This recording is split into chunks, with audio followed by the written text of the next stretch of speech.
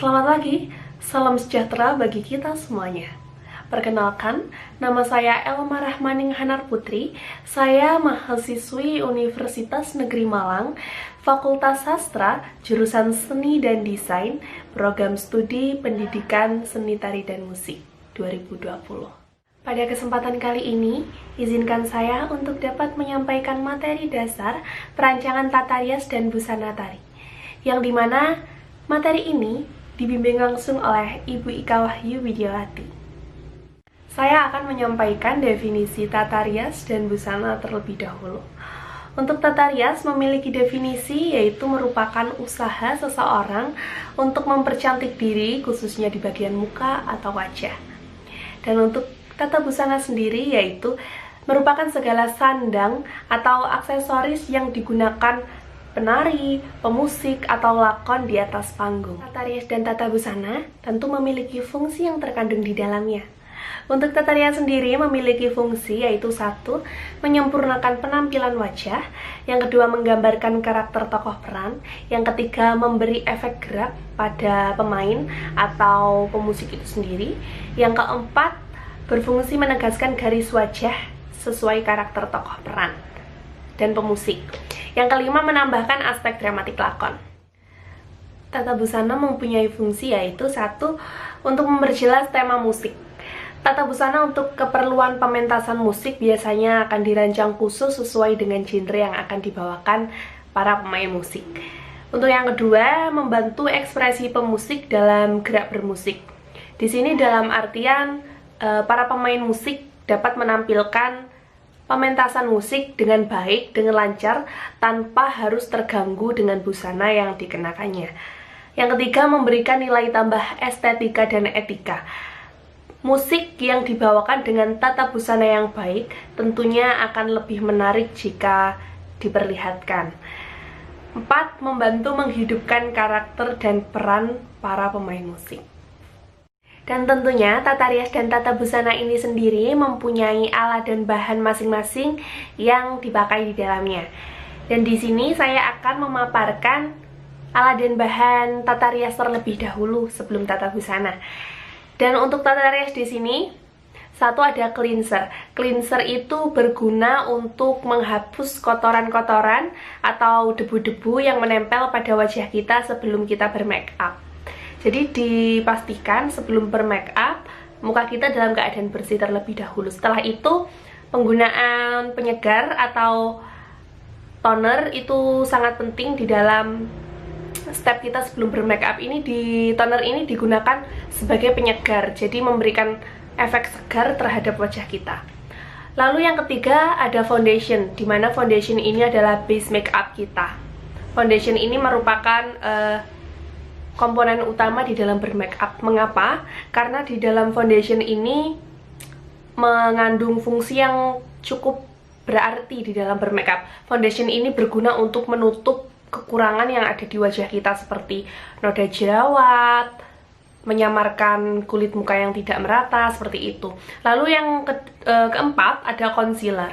Concealer ini konsistensinya atau kadar coveragenya itu lebih tinggi daripada foundation, dikarenakan concealer berguna untuk menutup noda yang tidak dapat disamarkan oleh foundation. Selanjutnya kita akan mengaplikasikan loose powder.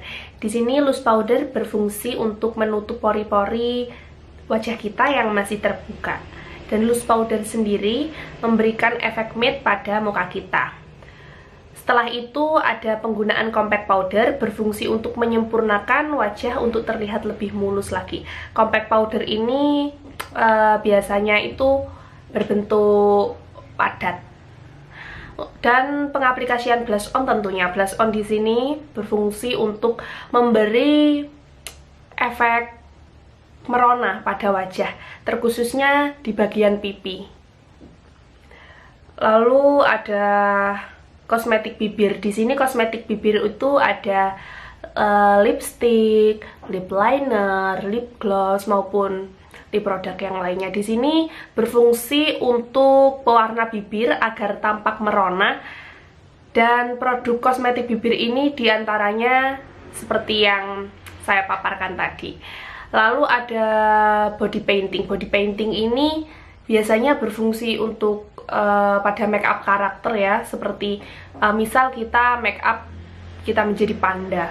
Jadi kita menggunakan body painting ini atau face painting untuk mewarnai, untuk menghias wajah kita sehingga seperti panda. Ada warna hitam, biru, putih, maupun warna-warna yang lainnya.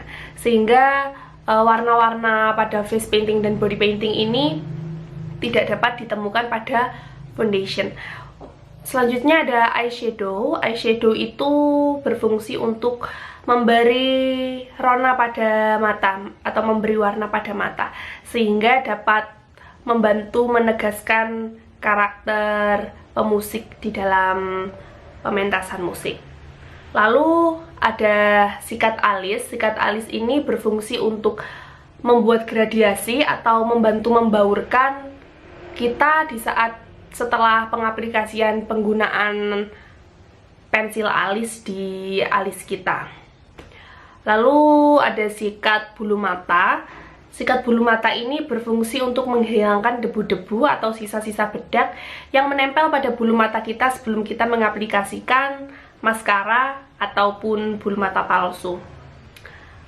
Lalu ada kuas bibir. Kuas bibir ini biasanya digunakan untuk membuat garis di tepi bibir terlebih dahulu sehingga terkesan lebih rapi dan lebih berbentuk.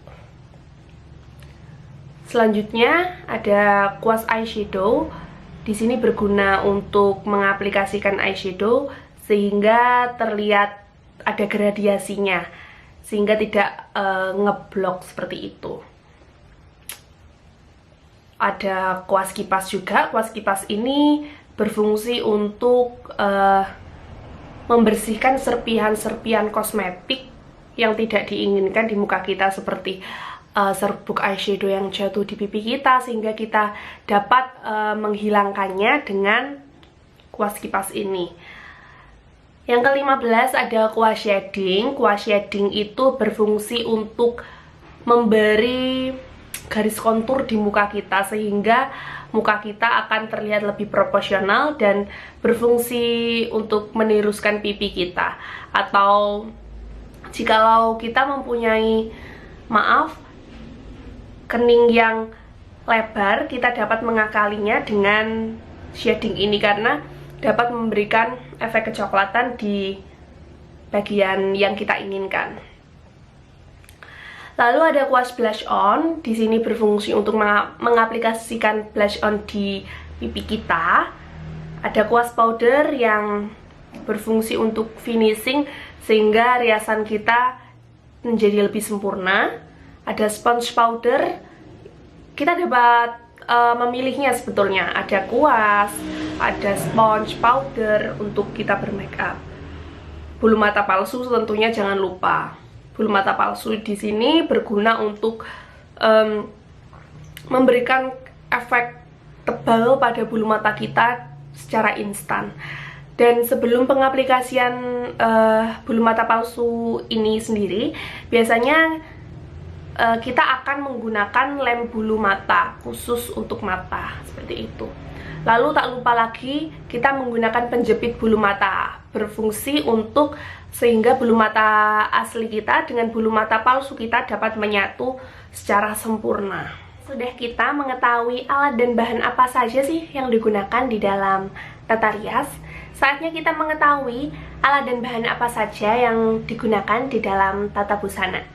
Jadi alat dan bahan yang digunakan di dalam tata busana itu sendiri ada 1, jarum jahit tangan, ada jarum jahit mesin, dan jarum pentul. Jarum jahit tangan ini berfungsi untuk menyulam atau menjahit dengan menggunakan tangan. Sedangkan jarum jahit mesin digunakan pada mesin penjahit. Lalu ada jarum pentul berfungsi untuk membantu proses menjahit atau menyulam. Lalu ada gunting kain berfungsi untuk menggunting kain atau bisa digunakan untuk menggunting pola juga. Lalu ada gunting zigzag berfungsi untuk menggunting pinggiran kain. Biasanya di sini itu digunakan gunting zigzag agar kain itu tidak menjadi terserabut benang-benangnya. Lalu ada gunting biasa, berfungsi untuk menggunting kain juga atau benang dalam proses menjahit menyulam. Lalu ada gunting lubang kancing, di sini berfungsi untuk membantu dan membuat lubang kancing pada baju. Lalu ada meteran yang berfungsi untuk mengukur badan atau kain. Lalu ada alat tulis, berfungsi untuk membuat desain atau motif hiasan pada pola. Yang ke-10 ada karbon jahit. Karbon jahit itu berfungsi untuk menjiplak motif pada bahan yang akan dijahit atau dihias. Lalu ada kapur jahit, berfungsi untuk menggambar atau menandai gambar atau pola pada kain yang akan dijahit. Lalu ada bidal atau tudung jari. Jadi bidal atau tudung jari ini berfungsi untuk melindungi jari tangan ketika mendorong jarum pada kain yang tebal, sehingga jari tangan tidak tertusuk jarum. Jadi melindungi ujung jari kita yang kita akan gunakan. Lalu yang ke-13 ada pemidangan. Mungkin kita cukup asing ya dengan istilah ini, tetapi kita akan belajar bersama-sama tentang alat dan bahan apa saja yang digunakan dalam tata rias dan tata busana ini. Jadi ada pemidangan yang berfungsi untuk menegangkan kain ketika sedang menjahit atau menyulam agar hasilnya rata, agar tidak istilahnya itu tidak melenceng seperti itu. Lalu ada 14 bantalan jarum, berfungsi untuk tepat menusukkan jarum agar tidak tercecer kemana-mana, sehingga berada pada bantalan jarum menjadi satu. Jikalau jarum tercecer di mana-mana, itu akan membahayakan penjahit atau pengunjung itu sendiri, menghindari kaki atau badan kita tertusuk jarum seperti itu. Lalu ada radar. Radar ini berfungsi untuk alat bantu dalam memberi tanda tempat tusuk jahit atau sulam pada kain.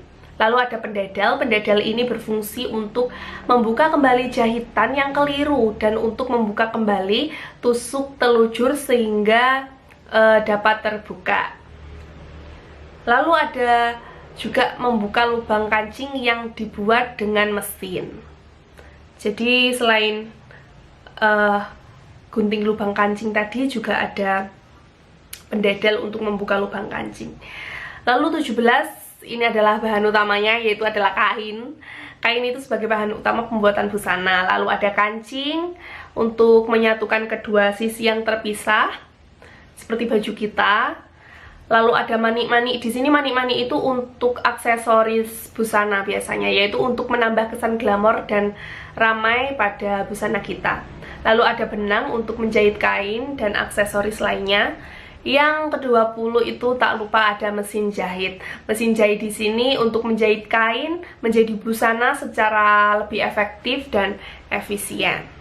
Sebagian orang menanyakan, penting nggak sih tata rias dan tata busana di dalam pertunjukan bermusik? Jawabannya adalah penting sekali. Karena tata rias dan tata busana itu saling berkaitan di dalam pertunjukan bermusik. Untuk tata rias sendiri memiliki fungsi yaitu membangun daerah pada wajah kita untuk menyampaikan pesan atau genre yang akan kita bawakan di dalam bermusik, sehingga dapat membantu wajah kita tampil cantik, tampil dengan sesuai konsep yang telah kita rencanakan. Dan untuk contohnya, pada genre rock kita dapat menjumpai lagi make up yang bold dengan tema smoky eye, eyeliner yang mencolok, pakai produk bibir yang lebih gelap seperti nuansa ungu, merah tua, dan hitam.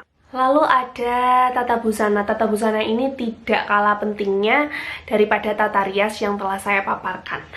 Tata busana di sini mempunyai peran yaitu untuk menunjukkan beberapa genre musik yang akan dibawakan para pemusik tersebut, sehingga mengandung karakteristik di dalamnya.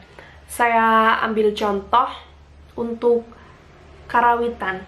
Pada seni musik karawitan, tata rias yang dipakai adalah biasanya sindannya itu memakai konde, panjaknya itu memakai beskap untuk karawitan Jawa, memakai belangkon, dan untuk tata riasnya itu bold tapi tetap menunjukkan kesan anggun sehingga berbeda dengan metal.